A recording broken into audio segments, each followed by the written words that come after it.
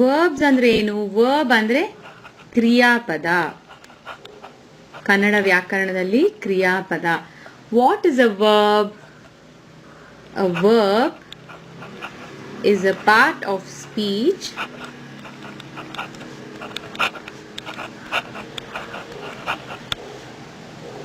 which describes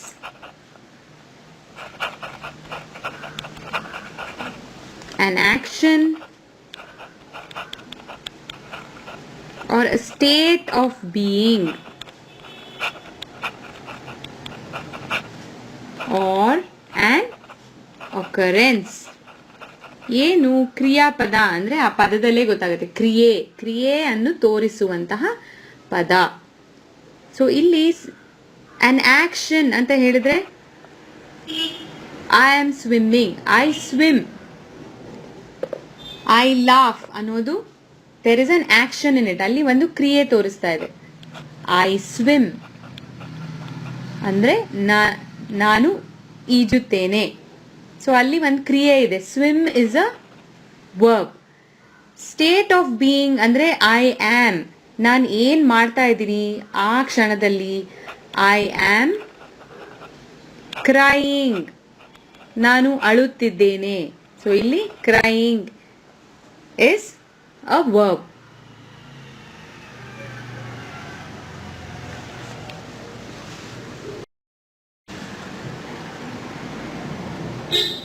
Verbs are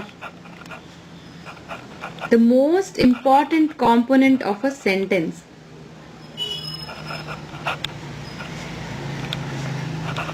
ಅಂದ್ರೆ ಏನು?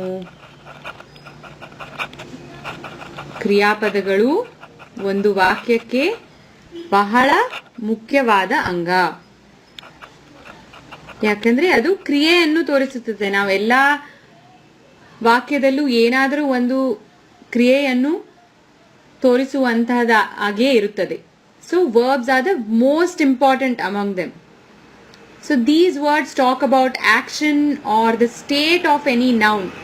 So ನಾಮಪದ ಆ ವ್ಯಕ್ತಿ ಅಥವಾ ಆ ಊರು ಅಥವಾ ಅವರದೆಲ್ಲ ಕ್ರಿಯೆಯನ್ನು ತೋರಿಸುವಂತಹದ್ದು ಕ್ರಿಯಾಪದ. That is the verb.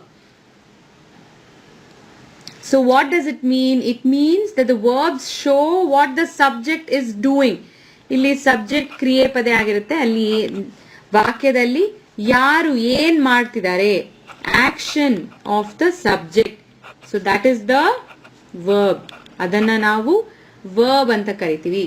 For example you can say he ran to the market.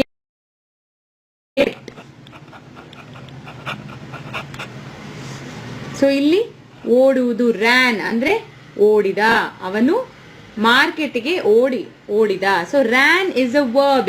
ಇಲ್ಲಿ ಕ್ರಿಯೆಯನ್ನು ತೋರಿಸುವಂತಹ ಪದ ರ್ಯಾನ್. ದ ಆಕ್ಷನ್ ವರ್ಡ್ ಅಂತೀವಿ, ಜ್ಞಾಪಕ ಇಟ್ಕೋಬೇಕು ನೀವು.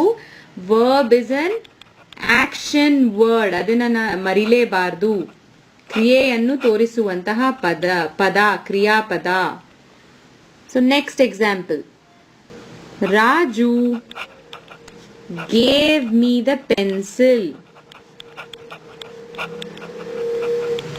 ಇಲ್ಲಿ ಯಾವುದು ಕ್ರಿಯೆಯನ್ನು ತೋರಿಸುವಂತಹ ಪದ ಯಾವುದು? What is the action word? Action word is gave, ಅಂದ್ರೆ ಕೊಟ್ಟನು. So gave is the verb. More examples of action verbs. The dog is sleeping on the sofa. Which is the verb here? Action word ಯಾವುದು? ಕ್ರಿಯೆಯನ್ನು ತೋರಿಸುವ ಪದ sleeping, ಮಲಗಿದೆ, ನಿದ್ದೆ ಮಾಡ್ತಿದೆ. Sleeping is the verb. She is painting the walls.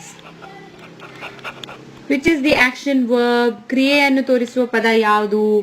Painting. Painting is the action verb.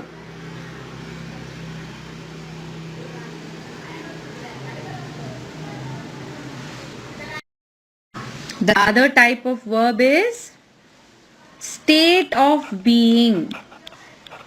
State of being ಅಂದ್ರೆ ಯಾವ ಸ್ಥಿತಿಯಲ್ಲಿ ಇದೀವೋ ಅದನ್ನ ನಾವು ಸ್ಟೇಟ್ ಆಫ್ ಬೀಯಿಂಗ್ ಅಂತ ಹೇಳ್ತೀವಿ. I am sad. ಇಲ್ಲಿ ಕ್ರಿಯೆ ಏನು ಕಾಣಿಸ್ತಾ ಇಲ್ಲ ನಿಮಗೆ. Action, there is no action word. ನಾನು ಬಹಳ ಬೇಜಾರ್ ಆಗಿದ್ದೀನಿ ಅಂದ್ರೆ ಐ ಆಮ್ ಇರುವುದು, ಆಗಿರುವುದು ಅನ್ನುವುದು ಆಲ್ಸೋ ಇಟ್ ಇಸ್ ಆಗಿರುವುದು ಕ್ರಿಯೆ ತೋರಿಸುತ್ತಲ್ವಾ, it shows an action. So I am sad ಅಲ್ಲಿ ಆಮ್ ಅನ್ನುವುದು ಇಟ್ ಇಸ್ ಅ ವರ್ಬ್, ಕ್ರಿಯಾಪದ ಆಮ್ ಆಗಿದೆ ಇಲ್ಲಿ. She is happy. ಈ ವಾಕ್ಯದಲ್ಲಿ ಕೂಡ ಗಮನಿಸಿ, ನಿಮ್ಗೆ ಯಾವುದು ಕ್ರಿಯೆ ಇರುವ ಪದ ಕಾಣಿಸಲ್ಲ. There is no action word. ಅಂದ್ರೆ ಅವಳು ಸಂತೋಷವಾಗಿದ್ದಾಳೆ. ಆಗಿರುವುದು ಒಂದು ಕ್ರಿಯೆ ಅಲ್ವಾ. ಸೊ ಅಲ್ಲಿ ಇಲ್ಲೇನು ಇಂಗ್ಲಿಷ್ ಅಲ್ಲಿ ಏನು ಈಸ್.